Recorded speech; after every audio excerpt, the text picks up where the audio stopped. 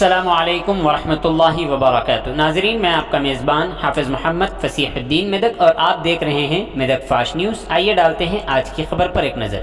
TPCC के नायब सदर मेदक पार्लियामेंट इंचार्ज मिस्टर गाली अनिल कुमार, टीपीसीसी रियासती नुमाइंदे मिस्टर अंजनेलु गौड, टीपीसीसी रियासती कायदीन रविंदर रेड्डी ने आज नरसापुर में गाली अनिल कुमार चैरिटेबल ट्रस्ट के ज़ेर एहतमाम यौम असातिज़ा के मौके पर महकमे तालीम में बेहतर खिदमात अंजाम देने वाले असातिज़ा को अवार्ड पेश किए। इस मौके पर अंजनेलु गौड ने तमाम असातिज़ा को उनके दिन की मुबारकबाद पेश की। उन्होंने इस मौके पर खिताब करते हुए कहा कि असातिज़ा मुआशरे की तामीर में अहम किरदार अदा करते हैं। उन्होंने कहा कि असातिज़ा की जिम्मेदारी है कि वो मेहनत करें ताकि तलबा को अच्छी तालीम देते हुए उनमें अखलाकी अक़दार पैदा कर सकें।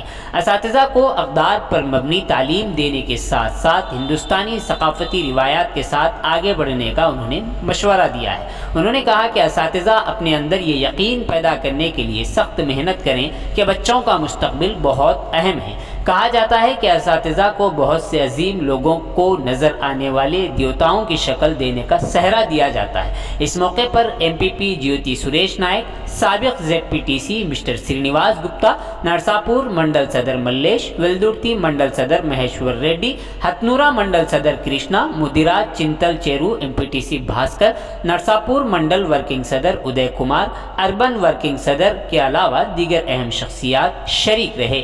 आइए इस सिलसिले में एक तफसीली रिपोर्ट आप हजरात के पेश है।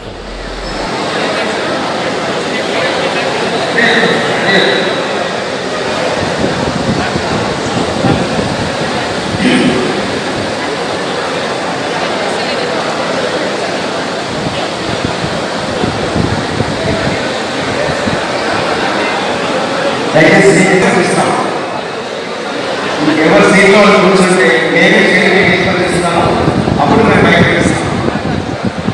అట్లా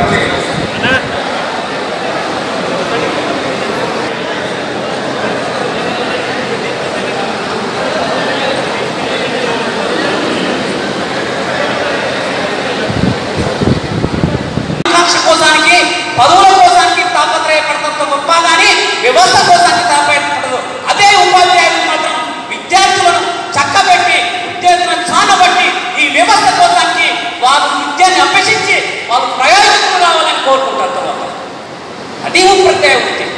ప్రతి ఒక్కడు నా కొడుకు నేను ఏమంటా అంటే ఐఏఎస్ కావాలా, ఐపీఎస్ కావాలా, మంచి విద్యని అభ్యసించాలనుకుంటా. కానీ ఎక్కడికి వెళ్తా? పాఠశాలకు వెళ్తా. ఎంత డబ్బు ఉంటే ఏం లాభం? ఎంత డబ్బున్నా కూడా తర్వాత ఉపాధ్యాయుల దగ్గరికి వెళ్ళాలా, పాఠశాలకు వెళ్ళాలా. కానీ నేను అందుకోసానికి అంటున్నా, ఎవరు ఏదైనా సరే రాబో రోజుల్లో మీ వృత్తికి చాలా ప్రతిష్టత ఉండదు. ఆ వృత్తికి ప్రతిష్టత ఉండగా మీరు కృషి చేయాలా. వ్యవస్థలో అందరం కూడా భాగస్వామ్యం కావాలా తప్ప కానీ కించపరిచే విధంగా వ్యవస్థను నాశనం చేసిన వాళ్ళకు కథం పెట్టాలా. కానీ మీరు కూడా ప్రోత్సహించొద్దు. పాదాభిషేకాలు అభిషేకాలు చేయకండి. మీ చేతులతోని మీ కాలం తాకే విధంగా జ్ఞానం బోధించాలి తప్ప కానీ పాదాభిషేకాలు చేసి ఊరేగింపు చేసే చేతులు కావు, మనసు మీరు కాదని చెప్పి మరోసారి గుర్తు చేస్తున్నాం. అందుకోసానికి ఈరోజు చూడండి ఎంతో మంది సోదరుడు శ్రీనివాస్ గారికి, జ్యోతి సురేష్ నాయక్ గారికి, మల్లేష్ గారికి, మరి మహేష్ రెడ్డి గారికి, విధంగా ఎంబీఓ వచ్చానని చెప్పి పేర్లు అందరికీ కూడా నమస్కారం తెలుపుతూ ముఖ్యంగా ఉపాధ్యాయ సోదరులకు మనస్ఫూర్తిగా చేతులు జోడించి నమస్కరిస్తున్నాను. ఇక్కడ రెండు విషయాలు చెప్పదలుచుకున్నాను. ఉపాధ్యాయ వృత్తి అనేది చాలా పవిత్రమైనది. నేను ఎక్కడ పోయినా ఇదే చెప్తుంటాను. ఈ వృత్తికి ఇంకా నిర్వచనం లేదు.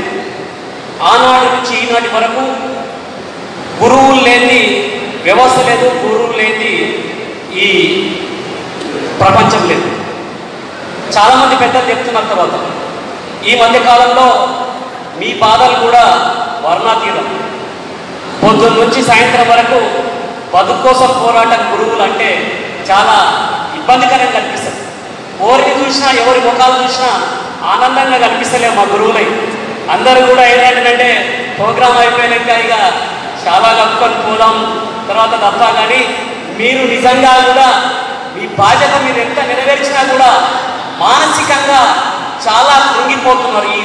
ఈనాటి కాలంలో, ఈ నవీన యుగంలో గురువుకున్న ప్రాముఖ్యత రేపు రాబోతు స్టూడెంట్స్ కూడా తెలిస్తట్లేదు. ఈ ఎందుకంటున్నట్టంటే నవీన యుగంతో పాటు కంప్యూటర్ యుగంలో అన్నీ కూడా మర్చిపోతున్నారు. అందుకోసంకే దయచేసి చేతులు జోడించి నమస్కరిస్తూ క్రమశిక్షణ కాలంతో పాటు విద్యార్థులకు మనకు ఈ వ్యవస్థ పట్ల గౌరవం, ఈ వ్యవస్థ కోసం ఎవరైతే చేసారో వారి పట్ల గౌరవం నేర్పాల్సిన అవసరం మీ మీద ఉంది. మీరు ఎందుకంటే కేవలం ఉద్యోగం బాధ్యత కాకుండా వృత్తి బాధ్యతగా స్వీకరిస్తే మాత్రమే ఈ సమాజంలో మార్పు రావడానికి ఆస్కారం ఏర్పడుతుంది. చాలా మటుకు కూడా ఈ మధ్యన పోరాటాలు తగ్గినాయి. అందరూ కూడా బతుకు తెరువు ఆరాటమే ఉంది, ఎవరికి పోరాటం లేదు. ఉపాధ్యాయులు కానీ, రాజకీయ నాయకులు కానీ, ఇంకా వివిధ వ్యవస్థ ఉన్న వాళ్ళందరూ కూడా ఈరోజు మనం ఈ ప్రపంచంలోనే అత్యున్నతగా చంద్రయానానికి పోయినామంటే అందరం సపోర్ట్ కొట్టినాం, అందరం టీవీలు చూసినాం, సంతోషపడ్డాం. కానీ అది వచ్చింది ఎక్కడి నుంచి అంటే కేవలం ఉపాధ్యాయ వృత్తి నుంచి విద్యను అభ్యసించి ఉపాధ్యాయుల ద్వారా నేర్చుకున్న విజ్ఞానంతోనే ఈరోజు చంద్రమండలం అధిరోహించడం తప్ప కానీ కోట్లు రాలేవు, లక్షలు సంపాదిస్తే అది ఎంబడి రాలే.